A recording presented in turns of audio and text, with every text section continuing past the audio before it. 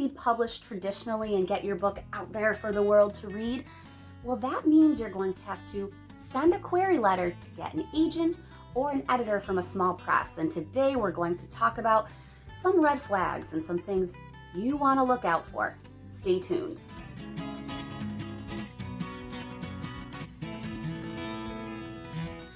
Welcome to The Right Mama. My name is Jennifer Aline. I am a women's fiction writer, a freelance writer, and the mother of twin girls. If you watched my most recent video, which I will put below and also link below, I've experienced something that I definitely want other writers to know a little bit about. Today we're going to talk about red flags and some things that you should look out for before signing a contract with an agent or an editor of a small press. Some of these things, yes, I did experience, while some of these things I didn't, but I know other people who have, so I definitely wanted to include them. So let's get started. The first red flag we're going to talk about is probably what I find to be one of the most important, and that is editorial experience and education. Now, before we even get started, I understand that sometimes you don't need education in a certain field to be knowledgeable about it. You need experience, and experience does help you.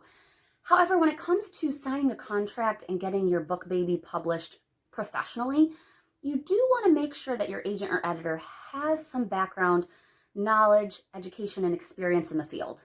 Some questions that you might want to ask yourself or ask the editor or agent is, where did they get their English publishing experience? Did they do an internship at an agency or a publishing house? Did they work at an agency or a publishing house?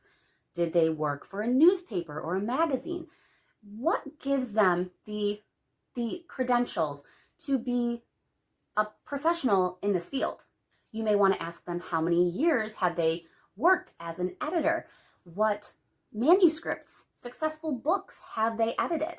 You definitely want to look and see what they've worked on in the past or ask about it to make sure that it's up to par with what you want. Also, if they don't have a degree in this field or they don't have experience at an agency or a publishing house, have they been certified through the EFA, which is the Editorial Freelancers Association?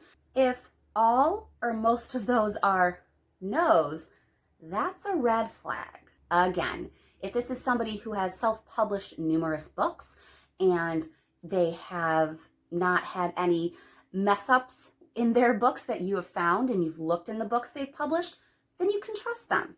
But be careful. The second red flag we're going to talk about is media or social media. Starting off with this media one, you want to make sure that this business, this editor, this agent has a professional, updated website. You want to go onto their website and feel like you just opened up a business, a company that's been around for years and you would trust with your book. You don't want to open it up and be like, this looks cheap. When you go on their website, you want to be able to find the answers you're looking for, find the books they've published, and find where you can submit your work. You also want to look for Q&As. Did they answer a bunch of really good questions? Like really good questions. On top of websites, social media. Social media is huge. And for editors and agents and those trying to build a small press, you want to make sure your social media platforms are consistent and updated and professional looking. You want to make sure that this agency or this small press is continuously posting on their platforms. And if they're not, at least they have a frequent routine that it looks like they have going. You don't want them, again, to look cheap. And what I mean by cheap is something that somebody could just quickly in a couple minutes put up there. You want it to be put together, a good scheme going, a pattern, something that shows that they are putting thought into this so they can gain engagement and gain people who are interested in their books and gain authors who want to be published with them. Twitter is really big in this industry. So you want to make sure that this small press or this agent or this editor is on Twitter. If they're not, it's okay. I wouldn't say that this is a red flag right away, but I would say Twitter is definitely a platform that a lot of people in this industry are on. Also follow them. How often are they on there? What do they post? If they post things that you don't agree with or are rude, you may not want to go with them. If they only post once in a while, you may want to look at some other platforms and just make sure they're consistent. Instagram is another great one because photos and visuals draw people in. They draw interest. And when it comes to marketing your book, you want to make sure that they've already been marketing other authors and that they're actively, continuously marketing. Do they have nice put together graphics and pictures of the other books that are either going to be released or have been released? Are they continuously marking their brand, building their brand, and building their authors? If their website and social media platforms, Twitter and Instagram being the two that are really, I think, the most important in the industry-ish, if those are not put together, not consistent, and not professional looking, I'd say that's a red flag. Number 3 has to do with questions. You always, as the author, want to ask questions to the agent or editor to make sure you're a good fit, to make sure they're legit. That was a good rhyme. And make sure that they're not going to take advantage of you. You want to research and interview them just as much as they want to research and interview you. You want to make sure that you're a good team, you're going to work together, and that when your book comes out, they'll be there to support you. So if you're asking questions that you know and you believe are necessary to make sure that you will work well with them, and their answers aren't really the responses that you want, maybe they're quick, maybe they're sounding a little bit rude, maybe they're kind of going around the edges with some of the answers because they don't want to give you the full truth, that's a red flag, ladies and gentlemen. You can also look on their website, look in their Q&As, see the kinds of questions that they have on there. If it talks about their experience, their background, their credentials, the books they've published, marketing tactics, all those good things, submission policies, and they're answering them clearly with details, that's good. That's what you want. But if they don't have all those specifics and details, you should ask those questions. And if your gut is telling you something is weird, follow your gut. Number 4 is do not ever pay for anything when it comes to an editor or an agent that just wants to read your book.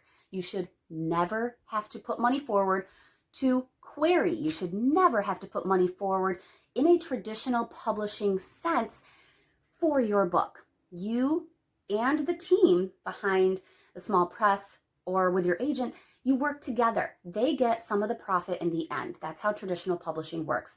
You should not have to put up money for them to review your manuscript. You should not have to put up money for cover design. You should not put up money for formatting or marketing. If you want to do additional marketing outside of the business, that's your own money. But as a team, if they're like, hey, you need to give me $500 toward marketing expenses or $500 towards editing expenses, no, don't do it. That is a huge red flag, like a huge red flag. This did not happen to me, thankfully, but through videos or articles or blogs or experiences with other writers, this has happened to some people, and you really, really, really need to see this as a huge red flag. Do not give people money to read your book. Do not. Number 5, I'm going to keep short. If there is a long period of silence after the team has already kind of proven to you that they're very communicative, they have updates coming on a weekly basis, and there's silence for months, and your questions aren't getting answered, your emails aren't getting read, and the silence continues, red flag. Number 6 is if it is a very, very small team, and this is specific for small presses. If you are going to be working with a small press, and let's say there's 1, 2, or maybe 3 people involved, and there are quadruple the amount of authors or writers that are working with this team, you really need to find out who does what on the team, how many times have they done this before, what do their products, their books look like? Do you like how their products look like? For example, if you don't like their cover art, is there a cover artist on the team? If there isn't, Does the person who's doing the cover art have graphic design experience? Are they able to outsource? Do they have connections? How is the team, if they're small, going to be able to create a product that matches all of the other books out there? Because if it's a very small team and they have a whole bunch of different hats to wear, if they're an editor, a cover artist, a marketing, director, as well as this and that, how are they going to be able to do that with you and all of the others on the team, all the other authors? If it's a small team, they should have a small group of authors they're also working with, and that's great. Some small presses are tiny, and they have a tiny group of authors they work with, and that's, like I said, fine. But if they're taking on a lot and they're wearing a lot of hats, and they maybe don't have the professional experience to wear all those hats, red flag. And last is if the small press or the agent is taking every genre and every age category in the book, that might be a little bit of a red flag also, because you want to make sure you're going with a team that has a focus. It has a knowledge base behind the genre and the age category. They understand what other covers are in this genre and age category that they can fit into. They've done the research with certain genres and age categories. You don't want them to have every single one on the list because they may not have that experience. If their team is big and has lots of experience, then that's different. But if it is a small team and they have a ton of genres and age categories that they're taking, you want to make sure, ask those questions and know the marketing tactics, the knowledge they have of this, what research have they done, and how well have their other books in this genre and age category done in the past when it comes to sales. Of course, they can't always tell you that, but they can give you probably a roundabout number. And if they come back answering your question kind of in a very weird way, red flag. That is all I have for you today. And I hope some of these red flags help you out in the future or help you out now if you're querying or if you're going to do PitMad in the coming month. I hope that you look out for these red flags, do your research, and I hope that your book gets into the hands of someone professional, knowledgeable, who knows this industry and can make a kick-butt book for you, because you've worked so hard on this that you don't deserve to put the energy forward if you're not going to get the energy back. So thank you so much for listening and watching this video. If you like this kind of stuff, subscribe below, hit the thumbs up button. I post every Friday. Thank you very much. Stay creative and stay caffeinated, folks.